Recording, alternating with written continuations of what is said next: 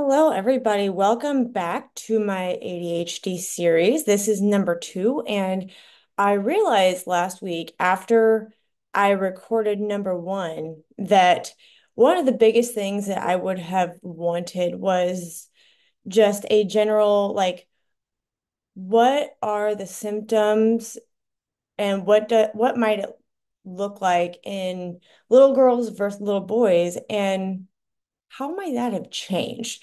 And like I don't even know that people know what to look for because a lot of times with um along with small kids, kind of like I was talking about in episode one, it looks kind of like a small kid. Um the other thing I need to say is a nice little disclaimer is that I am not a physician. I am not a I have no licensure, anything like that.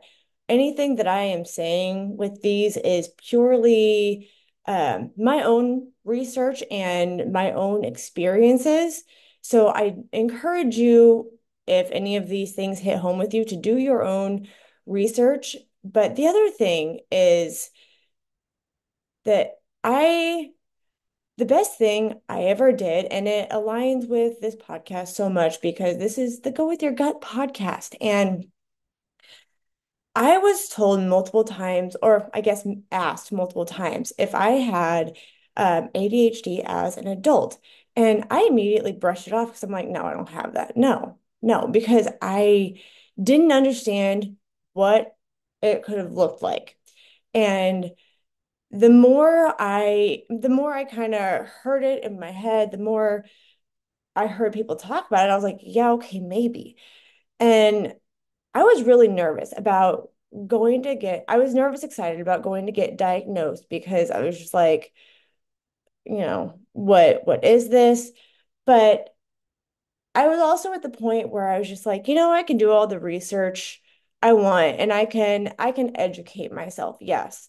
But let's go talk to a psychologist. Let's go talk to a doctor who is trained in all of these things. And um so that way, people might tell you you're crazy. You might think you're crazy. You might feel like you're crazy. But I would rather count it out and get confirmation that no, this is in fact not an issue and not what I have, than not go in and get that information because even if it's even if you don't have it, even if it's not a part of you or a part of your kids or anything like that, it does make it at least checks that box off for you and helps you in the stepping stones to figuring out what you need to do for you. So I would encourage you to talk to your doctor, talk to a psychologist, and just have a conversation. It doesn't mean that you have it, it doesn't mean that anything is wrong. It's more of just get information so that you can make an informed decision and do what's right for you. So, with all of that said, I did look up a list of what it might look like in small girls, what it might look like in small boys, and I will talk a little bit about what it looks like for at least me now because it looks a lot different. So I'm going to start with small girls. Um, Small girls often go undiagnosed because their symptoms are internalized. Um, they learn to use coping strategies really quick to help hide it. Um, for instance, like maybe in school they read ahead in an assigned book, but they fail to do the homework. They spend time on homework, but they forget to turn it in. That was definitely me. Um, they sit quietly in class and doodle instead of listening and paying attention because their mind is wandering. And Like they can maybe sit there quietly. I was the talker, but my mind was definitely wandering, constantly lost in their own thoughts. Yes, yes, yes, and yes. Um, I will say I also have the anxiety piece that goes along with mine. And that also adds to constantly lost in our own thoughts. But yes, constantly lost in their own thoughts. Trouble making and keeping friends. I don't know about this. I fortunately did not have an issue with this. I will say that I was one person who had a lot of different friends all over the place. I had um I was friends with a lot of people, but I had a couple good friends, but I kind of jumped around. I had neighborhood friends, I had softball friends, I had a lot of different friends. Um, they are often called a chatterbox. This was 100% me. My mom and dad used to get report cards back from me all the time that just says talk, talk, talk, talk, talk. So yeah, that was me. And um, you may or may not be able to tell. I may still have that. Um, So that is a quick short list of what it might look like in small girls.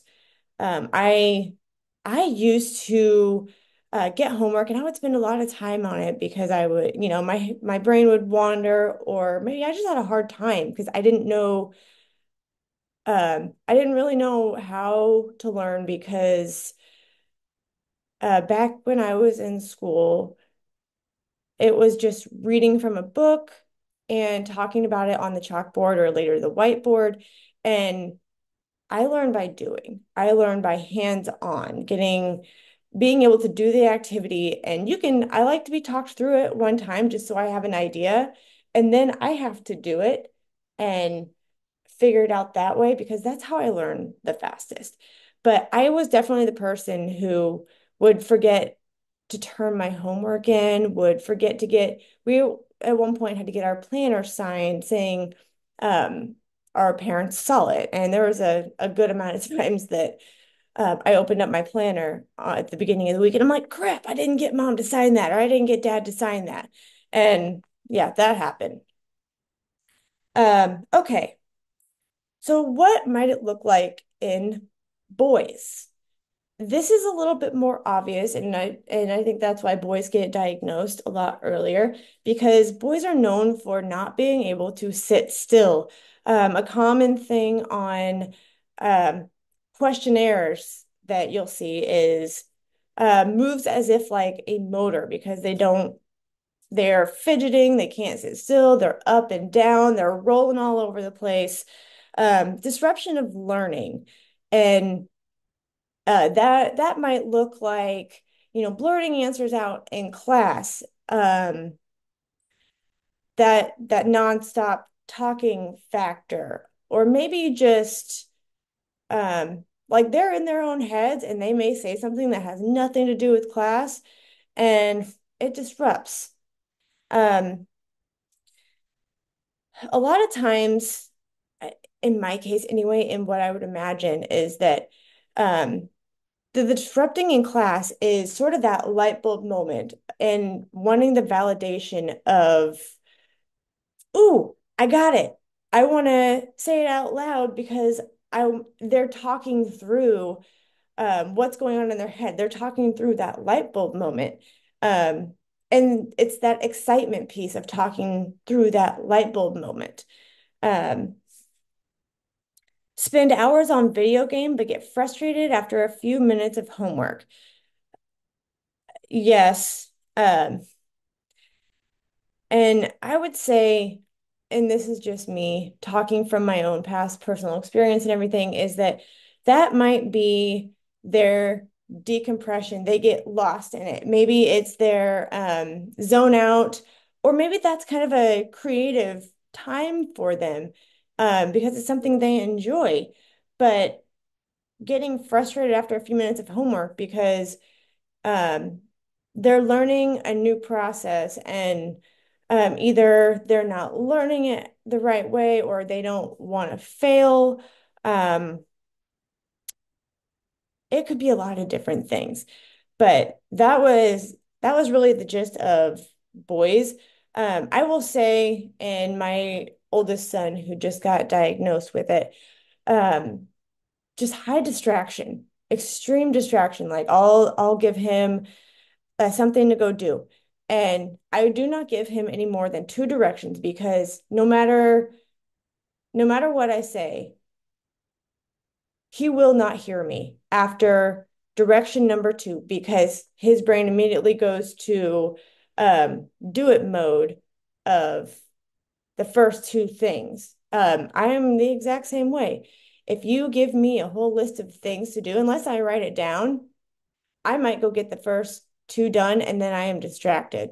Um, I'll remember later, but it would be better. It's better to say, okay, get these two things done first and then we'll do the rest because he gets so distracted and he goes in his room and he's got his toys or something else. Maybe his brother's bothering him, who knows, but he gets distracted and then all of a sudden those tasks are out of sight, out of mind.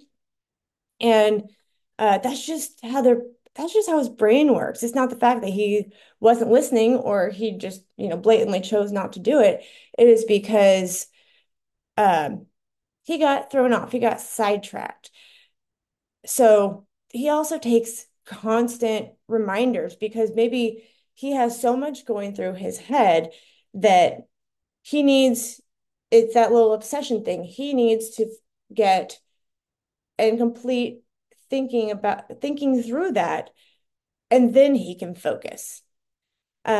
He gets very, very zoned in on things to where even if I'm right behind him and like yes, he can hear me, he is so zoned in that he is not listening.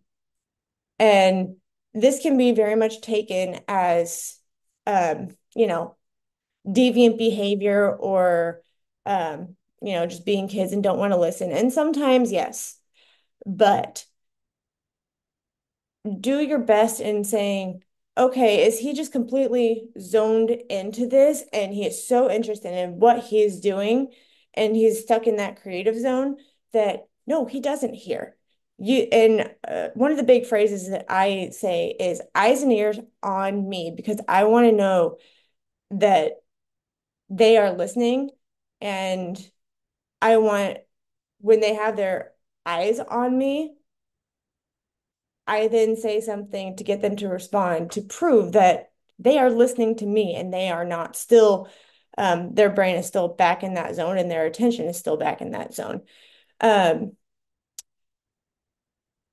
he, if he's getting dressed in the morning, um, it takes him a long time sometimes because he will start getting dressed and then he'll just start playing because he'll see it and be like, oh, I need to add this piece. Oh, I need to add this piece.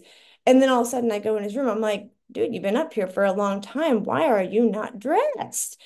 And it takes a lot of patience because it's just how his brain works. And he gets distracted. It doesn't mean he didn't mean to not get dressed, or it doesn't mean that he's doing it on purpose. He just gets super distracted. His teacher will tell me in school that he is listening to her because she's like, I've checked on him a couple times. Um, that he sits there and he will organize his crayons or organize his little, toolbox or whatever, his little school box, and he's organizing it and fidgeting with it.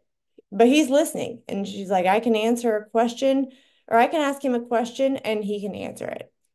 Um, he will do the blurting out in school and he's very good at math and she will be teaching something and she hopefully it doesn't become a problem, but she would say, it's really cool because he'll say something be and it'll be like him explaining it to himself, but it will then in turn help other students to connect those dots as well because it's coming from him and not her. And because his level of development where he's at is better suited for the kids. The teacher can do great too, but the kid just adds that extra layer of understanding. Um, so that's a little bit about small girls and boys. Um, so the coping mechanisms, extra time to get chores and homework done just right. Perfectionism or just taking extra time on homework just because you keep zoning off. That is very much a thing. Um, Avoid things that they find challenging. I can relate to some that 100% because um, especially when kids are learning in general how to do stuff, and they don't, it's one thing if you already know how to do it and you're just learning a new way. But when you're just flat out learning how to do something, um, it's a lot of work, especially if you learn different, especially if you know that you zone off or any of those things. If you avoid doing the challenging things, um, it's just less brain power, less frustration. Once you know how to do it, it's like, yeah, let's go. This is easy. And then they want to be the example. Um, Creating conflict to deflect attention from problems. There's a lot of times that ADHD kids will encounter a problem, but they don't want to admit that they're having a problem with it. They don't want to admit that um, they need to learn things differently, or they're having issues maybe mentally connecting something that you're talking about because they have to do it a different way. And so they want to draw attention from that because they don't want to be embarrassed. They don't want to feel like the stupid kid. And so they create conflict to deflect attention from that. That could be a very large reason why um, they may have the behavior problems. Another thing that is this is I feel like this is very well known. I don't know if it is. It's well known for me. Um, Hyperactivity. I know that ADHDers are kind of known to just be like go, go, go and always on the move. Maybe, talking really fast or something like that. Um, there are for hyperactivity, it is impulsive, and there are seven. I can't read my writing there. I've got my notes next to me so I don't forget. But hyperactivity and um, there are different types of ADHD. Um, I have inattentive written down here. I don't remember what the other ones are off the top of my head, but there are different types because everybody is different. So with all of those, um, in adults, it will depend on if you have anything else associated with it. For instance, my anxiety. I was told when I very first got diagnosed a couple of years ago, I was told that my my anxiety probably masked a lot of symptoms for me. Um, because always had this like impending doom thing, or I wouldn't try things, avoiding the challenging things. I wouldn't try something new until I saw somebody else do it. Um, so now I I so my husband and I both have this. I have much higher anxiety, and so but I am I am the type that I can't have noise when I work. If I have noise, if I'm trying to be productive, I will not be productive because I will pay attention to what's going on in that noise and then I will drift off. I have to have silence so that I can focus. Um, I also get distracted when I'm trying to do things. I call it the organized clutter because I will leave things around the house so that I remember to do it. Because if I put it away, it is out of sight, out of mind. It won't get done. And especially if somebody else puts it away where they think is logical and I wouldn't necessarily do that, I can't find it. And then it's not a thing of I'm not clean or um, I just want things all over. It is me leaving it out so that I remember I need to do that. I was talking last time on the first episode that my desk is usually a little bit cluttered because I have things to remind me. I have my paper so that when I think about something that I can't do right off the bat, I write it down. That incessant note taking, I write it down, and I carry my, I got a spiral that I carry around, and it's usually on the console with me in the car, so that if I'm thinking about something, I write it down so I don't forget it because otherwise I will drift off to something else and I won't remember for a few days later. Um, yeah, so leaving things around the house that I remember. Um, writing things down.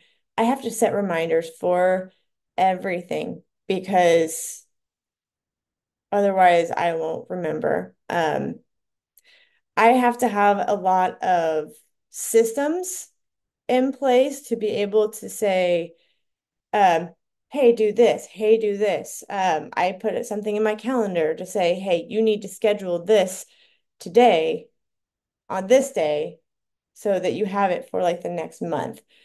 Let's see, what else?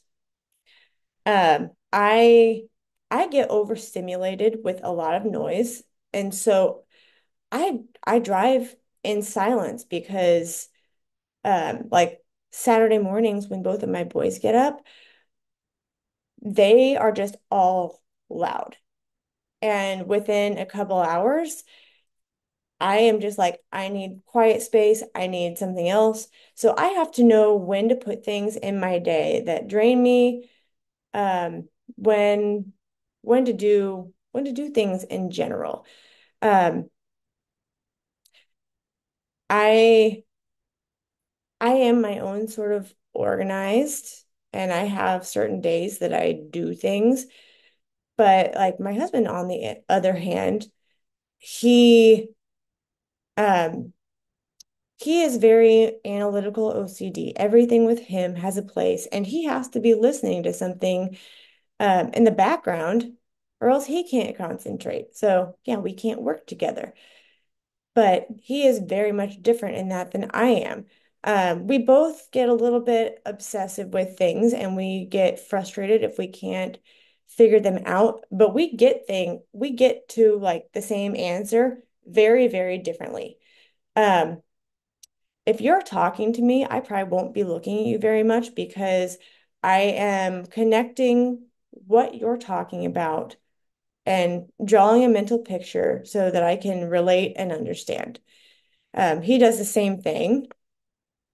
I can probably sit still a little bit more, but if I think about something that needs to get done, I have to get up and just go do it because otherwise I will forget. He's very much the type of he sits down, he can sit down for a little while and he will zone out and he will not hear something that you're saying. And then after a little bit, he's gone. And he always has to have projects going. He sits down horribly. Um, let's see. I've got to have a lot of reminders. He has everything very much scheduled out, but he has his whole week scheduled out, but he doesn't like to have his weekend scheduled out. We have a lot of shared lists so that we can put it together, spur of the moment. I I tend to lose my train of thought. He doesn't do that as much. But the other thing that's interesting is that um, he gives me a lot of grief about this because I am overall an extrovert, But I usually say I am about 80% extrovert, 20% introvert because I still need my decompression time. I still need my downtime, my quiet time in order to recharge myself. And he is probably 80% introvert, 20% extrovert. Um, and he does good in social situations, but like then he's ready to go and he's drained. And um it's just very interesting. We both have a lot of different things going, lots of interest. That is another thing with ADHD is um, you usually have just a lot of interest because your brain works very differently. And it's not a bad thing, but it is a thing. So those are a decent list. Again, don't be afraid to talk to the doctor about your kids or yourself for that matter. ADHD is not a bad thing, even though it is labeled as a diagnosis, but it doesn't, regardless if it is labeled as a disability or not, I think I just said diagnosis, it is still a piece of you or them. So uh, it's also not a bad thing to get on medication if that is right. I did not want to be on it. I'm going to talk about that in another episode because that's kind of a whole thing by itself. But don't don't put it off just because you're like, I don't, we'll fix this, we'll have coping mechanisms because even if you choose to do the coping mechanisms, once you understand all the different little personality traits of what you're dealing with, you can cope with them and you can structure things for you and your kids so much better. And it's just like, it's nice to know what you're dealing with. And information is power, in my opinion. And the more information you have, the more you understand how to deal with it rather than thinking your child is misbehaving in school or um, just misbehaving in general. Another one I forgot is emotional outbursts. A lot of times are even, they are able to even control their emotions and the impulsivity less with ADHD. I don't know what that looks like on a developmental scale, but if you're on the fence, take your go just talk to a doctor and at least get it canceled out so that you can move on. Because if it is something that they have to deal with, they're going to have to deal with it whether that happens or not. So it's a support thing. But anyway, that is all I have for you today. I will be back with more information next time. So go with your gut and go get diagnosed or listen to that intuition and don't assume that they either don't have it.